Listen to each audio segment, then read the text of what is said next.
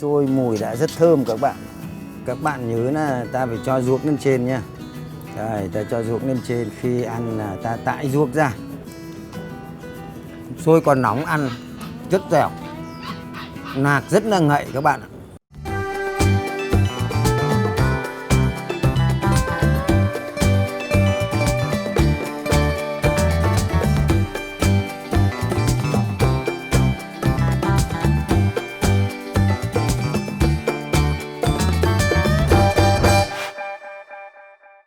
Xin chào các bạn. Hôm nay tôi xin giới thiệu với các bạn một món là xôi lạc ăn kèm với ruốc các bạn. Thực phẩm chính hiện nay nếu bây giờ mà nói thì là có thịt và gạo, nếp và nạc. Nạc này là nạc sống nhá các bạn ạ. Và đây là muối này, mì chính này, muối gia vị này, và đây là nước mắm. Bây giờ trước tiên thì để mà làm cái món xôi lạc ăn kèm với ruốc này thì tôi phải ngâm gạo này trước nhé. Đấy, ta ngâm mấy cả một chút nước ấm. Đấy, để khi bắt đầu tôi rang thịt xong thì tôi vào giã ruốc, thì một đằng tôi cũng bắc lên để tôi làm xôi lạc luôn. Đây, các bạn ngâm vào một chút nước nóng. Lạc các bạn cũng thế. Các bạn nhớ là lạc này, các bạn ngâm để cho nó ra lực chát. Các bạn nhìn ở cái màu nước của lạc này, đấy, nó đã ra rửa chát rồi này. Thế sau đó các bạn phải rửa cho nó sạch này. Trước khi mà làm xôi này các bạn ngâm gạo nếp bằng nước lạnh cũng được, nhưng mà ta phải ngâm trước vào khoảng độ coi như thế là 2 tiếng. Bây giờ tôi đi thái thịt các bạn.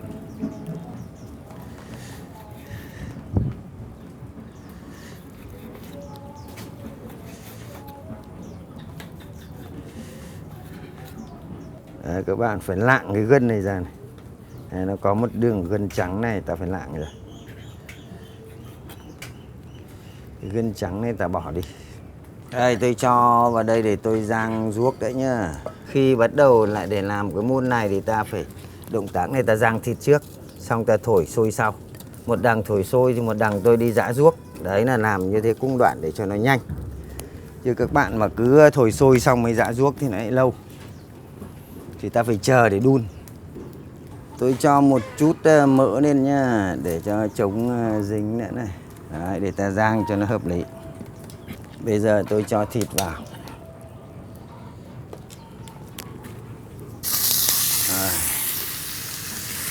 Các bạn đảo đều này. Khi cho nó săn lên rồi thì các bạn lại nhớ là ta sẽ cho mắm muối nhá. Các gia vị kèm theo.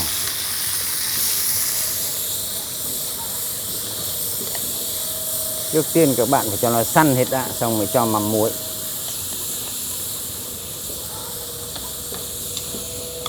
Nếu các bạn ăn ngay hoặc là chỉ ăn trong 1-2 bữa thì các bạn cho phi một chút hành khô để cho nó thơm.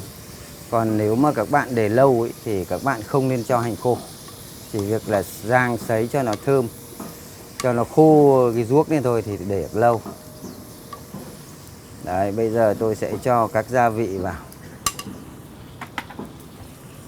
Tôi cho lượng mắm vào nha. Các bạn nhớ làm ruốc là ta phải cho lượng mắm. Nếu không cho lượng mắm là nó không có độ thơm. Các bạn cho một chút mì chính. Thì cho vừa thôi. Thì cho một chút coi muối gia vị.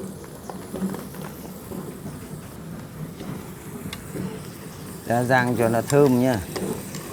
Rang thơm chín thì ta mới bắc ra ngoài để nguội. Thì ta mới cho vào cối để ta giã.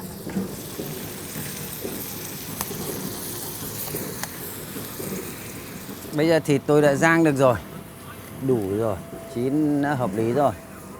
Bây giờ tôi sẽ bắc ra để cho nguội nhá, để tôi giã ruốc. Bây giờ tôi sẽ bắc cái xoong này để tôi đi thổi sôi. Trong khi tôi chờ thịt nó nguội để tôi giã ruốc, tôi đi thổi sôi. Bây giờ tôi phải ra vo gạo nhá.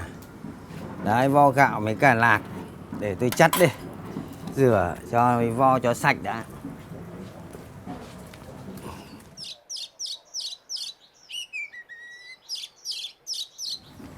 Tôi sẽ cho gạo vào trong cái chõ này nha.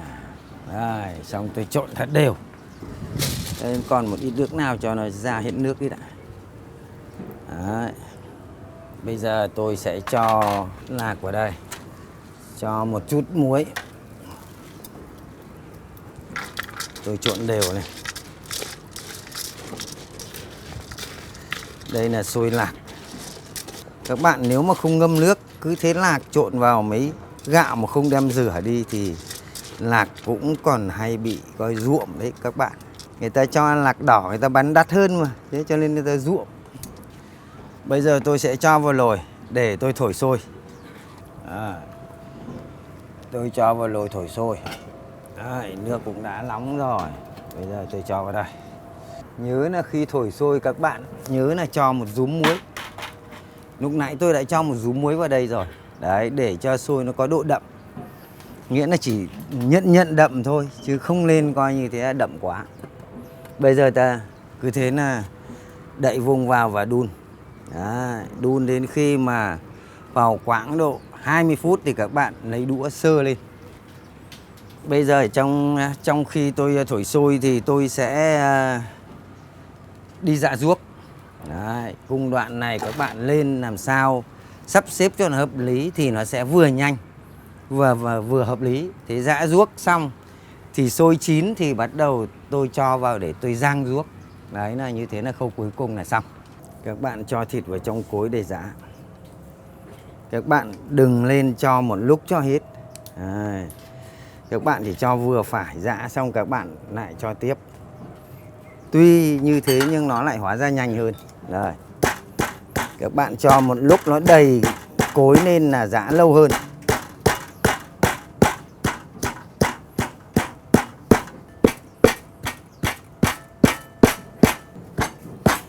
Nó tơi rồi là thôi các bạn. Sau đó ta cho ra để ta xé bông nó ra. À, các bạn nhớ là khi rang thịt xong ta để nó còn ấm ấm ấy thì ta giã nó nhanh. Đừng để nguội quá mà về sau này nó lại giã nó lâu. Nó rắn nó nguội rồi là nó rắn là giã lâu đấy. Đây tôi lại cho tiếp vào. Các bạn cứ cho vừa phải thôi. Thì sau đó các bạn giã là rất nhanh. Đừng nên cho một lúc đầy.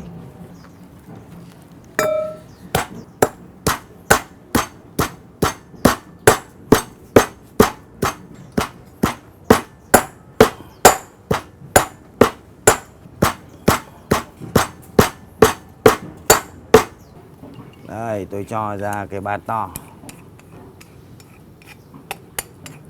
Tôi đã làm xong. Bây giờ các bạn nhớ ta đi bây giờ xé ruốc ra thì các bạn phải rửa tay cho sạch.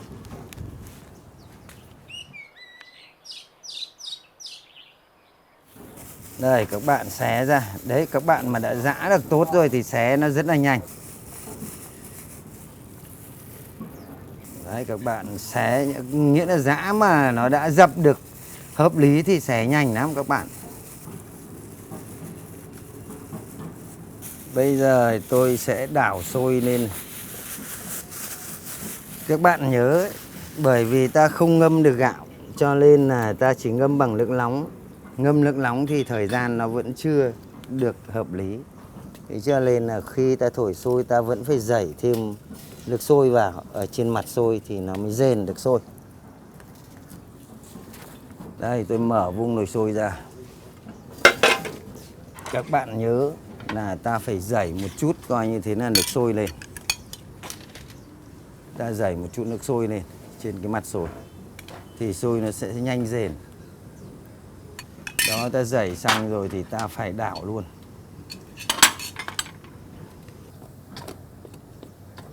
Sôi mùi đã rất thơm các bạn.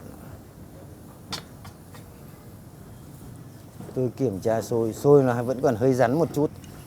Vậy thì các bạn hãy nhớ là tôi tiếp tục đậy vung đun thêm vào khoảng độ 7 đến 8 phút nữa.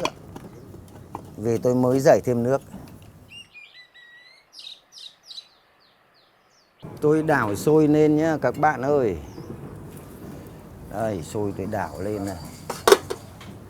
Sôi rền rồi, hợp lý rồi. Sôi rất thơm, ngon. Bây giờ tôi sẽ bắc xuống nhá, để tôi rang ruốc. Tôi bắc nơi này xuống, đây tôi để bên này. Bây giờ tôi làm ruốc. Tôi rang ruốc đã, xong rồi tôi lại để cho sôi cho nó nóng. Đây chảo tôi rang thịt thì các bạn hãy nhớ cái chảo rang thịt là ta làm rang ruốc luôn.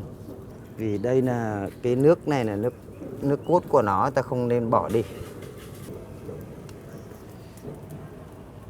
Đây tôi cho vào đây để tôi rang ruốc đây.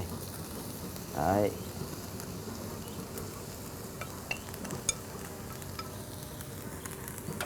Rang ruốc các bạn cứ đảo đều lên. Lúc đầu các bạn đun hơi to lửa một chút không sao, nhưng về sau này các bạn nhớ là phải đun nhỏ lửa. Các bạn rang vào khoảng độ 10 phút sau thì nó sẽ bông lên ngay. Các bạn rang nó thì vừa phải đấy nhá, nếu mà nó bông nhiều quá nó khô nhiều quá là rắn. Rắn ruốc ăn không có chất lượng gì nữa. Đây, các bạn lại phải cứ bỏ ra ngoài lửa, xong các bạn đảo đều này cho nó bay hơi đi. Đừng nên để một chỗ, thì các bạn hãy nhớ là khi lửa to quá là các bạn không kiềm chế được là nó sẽ cháy ở dưới, ở trên thì vẫn chưa khô.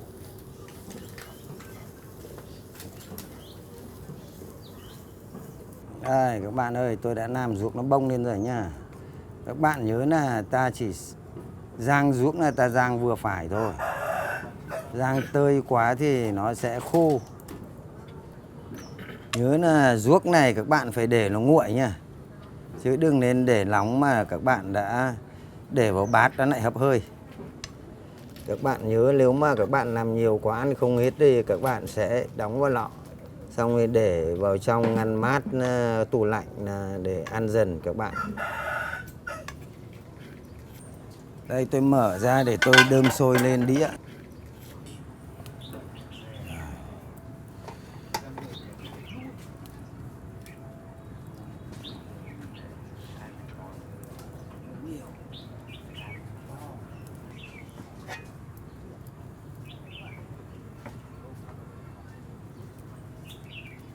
Các bạn nhớ là ta phải cho ruốc lên trên nha.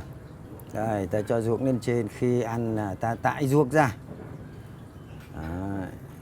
Các bạn cho nhiều hay cho ít là tùy theo ý của các bạn.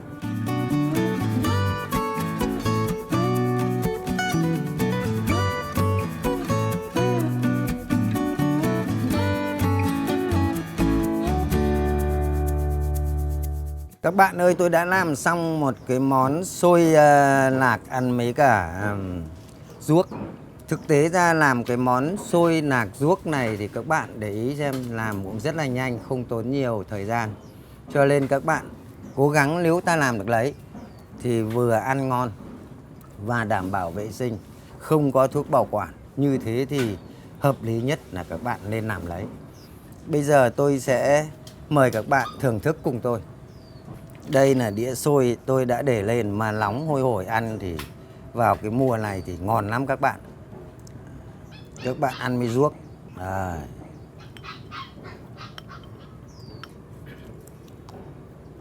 Xôi còn nóng ăn rất dẻo, lạc rất là ngậy các bạn ạ.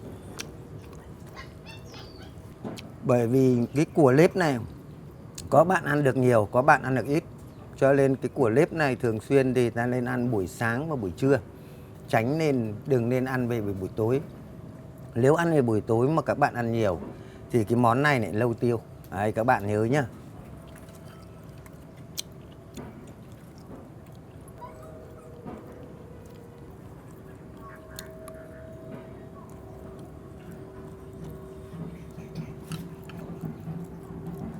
Tôi thấy món này như tuổi chúng tôi bây giờ ăn vẫn cứ thích. Bởi vì ăn nó vừa phải thì nó không bị ì ạch. Nếu các bạn nào mà khỏe trẻ thì ăn nhiều vẫn vô tư. Các bạn có yêu cầu gì thì các bạn cứ phản hồi về, chúng tôi sẽ nhiệt tình làm theo yêu cầu của các bạn. Và các bạn hãy nhớ, mỗi một clip làm như thế này thì các bạn có thấy không? Nó mang lại nhiều cái bổ ích. Tôi cũng được coi như thế là vui lòng mà giới thiệu với các bạn các cái món mà do tôi làm nên. Thế vậy thì các bạn có những cái công thức nó cũng rất là đơn giản. Vậy để các bạn là thấy không? Vừa là bổ, vừa là ngon, vừa là sạch, vừa đảm bảo vệ sinh. Như vậy như thế là rất tốt các bạn. Cảm ơn các bạn đã theo dõi. Xin chân thành cảm ơn và chào tạm biệt.